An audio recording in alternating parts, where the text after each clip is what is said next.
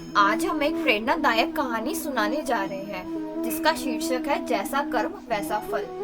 यह कहानी हमें यह सिखाती है कि हमारे द्वारा किए गए कर्मों का परिणाम हमें अवश्य मिलता है। यह कहानी न केवल हमारे जीवन को सकारात्मक दिशा में प्रेरित करती है बल्कि यह भी बताती है कि अच्छे कर्म करने से हमें अच्छे फल प्राप्त होते हैं। तो आइए इस प्रेरणादायक यात्रा पर चलते हैं और जानते हैं कि कैसे कर्मों का फल हमारे जीवन को बदल सकता है।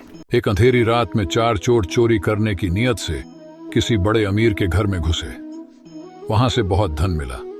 वे उसे लेकर जंगल की ओर रवाना हो गए। उन्होंने सोचा कि पहले जंगल के एकांत में थोड़ा आराम करेंगे, फिर धन का बंटवारा करेंगे। चारों चोर आराम करने के बाद उठे तो सुबह हो गई थी। उन्हें बहुत भूख लगी थी। दो चोर नजदीक के शहर में मिठाई लेने के लिए गए। रास्ते में उनके मन में विचार आया कि किसी प्रकार जंगल में बैठे दोनों साथियों को मारकर उनका धन भी हड़प ले। दोनों ने अच्छी अच्छी मिठाइयां खरीदी और उसमें जहर मिला दिया। उधर जंगल में बैठे दोनों चोरों की भी नीयत बिगड़ी।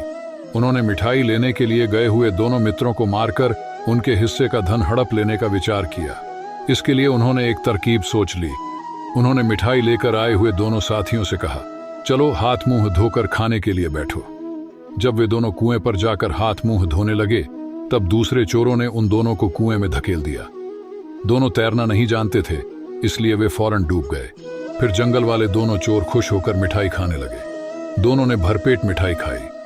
थोड़ी ही देर में मिठाई का जहर उनके खून में फैल गया और वे भी वहीं तड़प तड़प कर मर गए। व्यक्ति दूसरों से जैसा व्यवहार करता है वैसा ही फल उसे मिलता है। बुरे काम करने वालों को बुरा फल ही मिलता है।